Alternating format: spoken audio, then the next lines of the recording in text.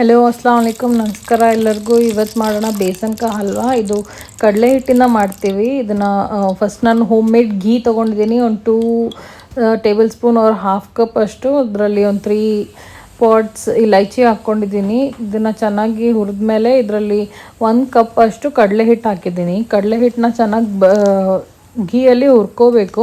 ಇದೊಂದು ಸ್ವಲ್ಪ colour change ಆಗ್ತಾ ಇದ್ದಂಗೆ ಇದರಲ್ಲಿ ½ ಕಪ್ ಅಷ್ಟು ರವೆ ಹಾಕಿದ್ದೀನಿ. ಇದರಿಂದ ಕೂಡ ಟೇಸ್ಟ್ ತುಂಬ ಚೆನ್ನಾಗಿ ಬರುತ್ತೆ. ಇದನ್ನು ಚೆನ್ನಾಗಿ ಹುರ್ಕೋಬೇಕು. ಇದು ಎರಡೂ ಸೇರಿ ಕಲರ್ ಚೆನ್ನಾಗಿ ಚೇಂಜ್ ಆಗಬೇಕು ಘೀಯಲ್ಲಿ. ನೆಕ್ಸ್ಟ್ ಇದರಲ್ಲಿ ಹಾಲು ಹಾಕ್ಕೋತಾ ಇದ್ದೀನಿ. ಇದರಲ್ಲಿ ಒಂದು ಚುಟ್ಕಿ ಕೇಸರ ಹಾಕ್ಕೊಂಡಿದ್ದೆ. ಅದು ಚೆನ್ನಾಗಿ ಅದರಲ್ಲಿ ಕಲರ್ ಬಿಟ್ಟಿದೆ. ಫ್ಲೇವರ್ ಕೂಡ ತುಂಬ ಚೆನ್ನಾಗಿ ಬರುತ್ತೆ ಇದರಲ್ಲಿ. ಇದನ್ನು ಚೆನ್ನಾಗಿ ಮಿಕ್ಸ್ ಮಾಡಬೇಕು. ಇದೊಂಥರ ಹ್ಯಾಂಡ್ ವರ್ಕೌಟ್ ಆಗುತ್ತೆ. ಚೆನ್ನಾಗಿ ಮಿಕ್ಸ್ ಮಾಡ್ತಾ ಇರಬೇಕು.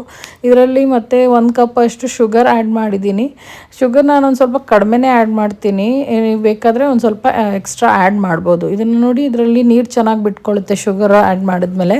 ಚೆನ್ನಾಗಿ ಕುಕ್ ಆದಮೇಲೆ ಇದರಲ್ಲಿ ಸ್ಮೆಲ್ ಕೂಡ ತುಂಬ ಚೆನ್ನಾಗಿ ಬರುತ್ತೆ. ಆಗ ಅರ್ಥ ಆಗುತ್ತೆ ಇದು ಇಟ್ಸ್ ಕಂಪ್ಲೀಟ್ಲಿ ಕುಕ್ಡ್ ಅಂತ. ಸೊ ಲಾಸ್ಟಲ್ಲಿ ಡ್ರೈ ಫ್ರೂಟ್ಸ್ ಹಾಕ್ಕೊಂಡಿದ್ದೀನಿ. ಇದನ್ನು ಘೀಯಲ್ಲಿ ಕೂಡ ರೋಸ್ಟ್ ಮಾಡಿ ಹಾಕ್ಬೋದು. ನಾನು ಹಾಗೆ ಹಾಕಿದ್ದೀನಿ. ಒಂದು ಸ್ವಲ್ಪ ಟೇಸ್ಟ್ ಮಾಡಿ ನೋಡಿದೆ, ತುಂಬ ಚೆನ್ನಾಗಿತ್ತು. ನೀವು ಮಾಡಿ, ತುಂಬ ಹೆಲ್ದಿ ಹೋಮ್ ಮೇಡ್ ಘೀಯಲ್ಲಿ ಮಾಡಿದ್ದೀನಿ. ಟ್ರೈ ಮಾಡಿ, ಲೈಕ್ ಮಾಡಿ, ಶೇರ್ ಮಾಡಿ. Thank you.